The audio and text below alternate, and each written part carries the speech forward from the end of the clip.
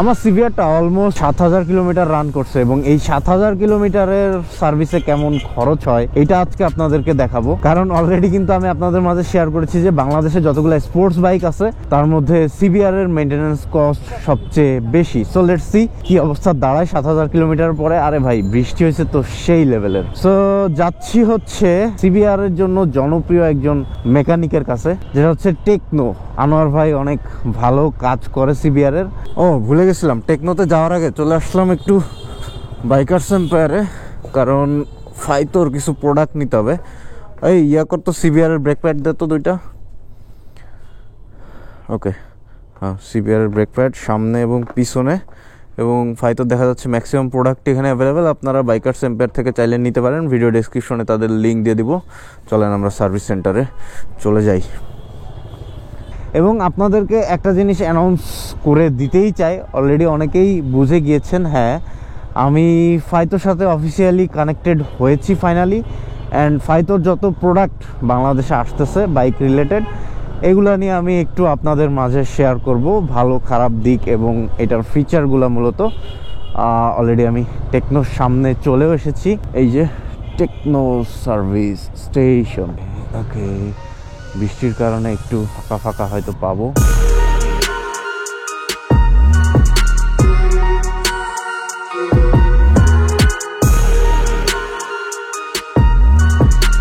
ভাইয়ের কাছে আমরা টেস্ট ড্রাইভ দিলাম। ভাইয়া টেস্ট ড্রাইভ দিয়ে কি বুঝলেন, কি সমস্যা আছে? বেসিক্যালি বাইকে কোনো ধরনের মেজর ইস্যু নাই, মেজর কোনো ইস্যু নাই না? আচ্ছা, ওকে, সো ফুল সার্ভিস দিয়ে দেবো। এর ভিতরে বাকি যে গ্রেসিং ট্রেসিং আছে, মানে আপনার বাইকটা অনেক দিন পরে সার্ভিস করলে যে জিনিসগুলো করা দরকার ওইগুলো প্রত্যেকটা পার্টস খুলে ইনস্টল করলেই হয়ে যাবে। এমন কোনো আহামরি আর কোনো কাজ নাই, কারণ আহামরি যে কাজ এটা কিন্তু আমি এর আগেই করে ফেলছি।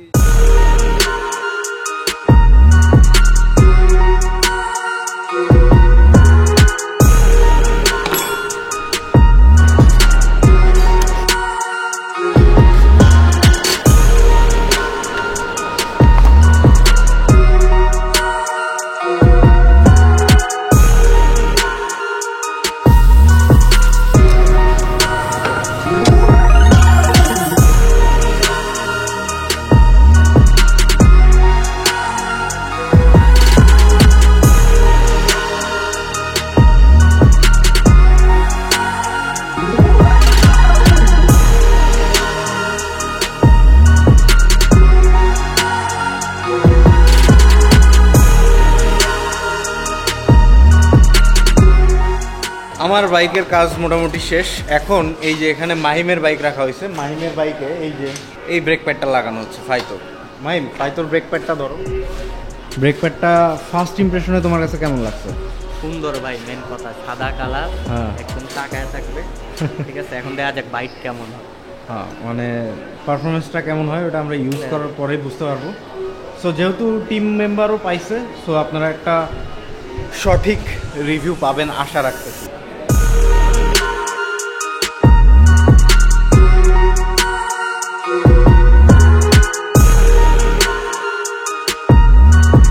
তো ওই যে আমার বাইকের ওয়াশ হয়ে যাচ্ছে, আর ওয়াশ হয়ে যাওয়া মানেই হচ্ছে সার্ভিস মোটামুটি কমপ্লিটেড।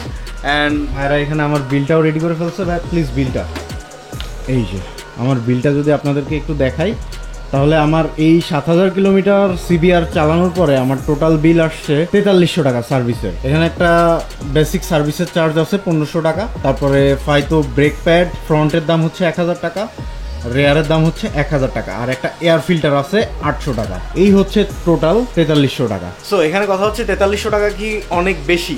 আসলে বেশি না, কারণ সিবিআর একদম ফাস্ট সার্ভিসে তেমন কোনো খরচ হওয়ার কথাই না। সেখানে ব্রেক প্যাডটা যদি আমি স্টক লাগাইতাম আরও একটু বেশি পড়তো, আফটার মার্কেট লাগানোর ফলে একটু কম পড়ছে। প্লাস এখানে এয়ার ফিল্টারটা আমি স্টক লাগিয়ে ফেলেছি, আর এখানে তেমন কোনো চার্জ এই জন্য নাই। আর বেসিক সার্ভিসে এক্সট্রা অনেক কিছু লাগে যখন আপনার বাইকটা বেশি পুরাতন হয়ে যায়, ধরেন 20,000 চালাইছেন, 15,000 চালাইছেন, তারপরে অনেক জিনিসের দরকার হয় ছোটো ছোটো, তখন মেনলি সিবিআরের খরচটা আপনারা বুঝতে পারবেন। ফার্স্ট সার্ভিস, সেকেন্ড সার্ভিস মানে 10,000 কিলোমিটার পর্যন্ত আপনার অত বেশি খরচ সিবিআরে হবে না। যাই হোক, এই হচ্ছে অবস্থা। এখন বাইকটা টেস্ট ড্রাইভ দিয়ে দেখতে হবে টোটাল কি অবস্থা। যদি আরও কিছু ঠিক করার দরকার হয় বা অ্যাডজাস্ট করার দরকার হয় তখন আমার করে নিতে হবে।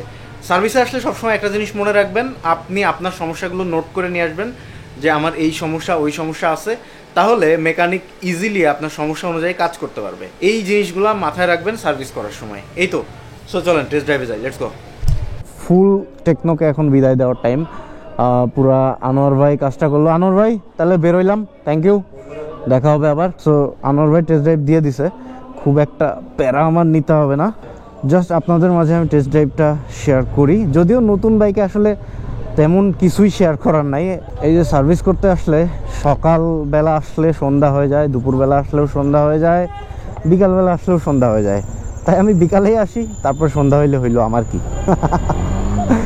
ওয়াও ভাই, পুরা মনে হচ্ছে সেই নতুন বাইকটা যখন ফিরে পাইছিলাম না, ওই রকম ফিল।